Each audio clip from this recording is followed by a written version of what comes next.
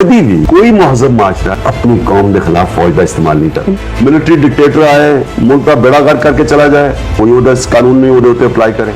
कद पाकिस्तान की तारीख के अंदर उन लोगों जो ताकतवर लोग ने इस मुल्क के उन्होंने लिए भी वही कानून होंगे जो बाकी साढ़े लिए ने कि एक खास क्लास है जो ताकतवर है इस मुल्क के अंदर जिन्होंने मुख्तलिफ कानून है। दुनिया के अंदर तीसरी दुनिया है ही इसलिए कि उधर तबकाती कानून है। मैं छोटा सी 18 साल का होवांगा तो पाकिस्तानी फौज कली ईस्ट पाकिस्तान बड़ा शोर पाया जी। जुल्फिकार अली भुट्टो ने स्टेटमेंट दी पाकिस्तान बच गया आज फौज कली और बाद च पता चलिया कि किन्ने औरतें बच्चे बेचारे लोगों को असीं मारिया उधर कि ना ईस्ट पाकिस्तान को बचा सके। 90,000 फौज भी अपनी फड़ा दी हिंदुस्तान को, अरबों खरबों रुपए का नुकसान किया।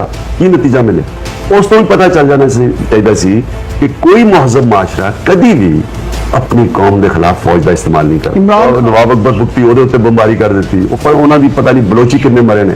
फिर वजीरिस्तान तो लैके हर इसलिए पाकिस्तानी फौज बनी सी अपने लोगों के खिलाफ। अमन होंदा इंसाफ नाल।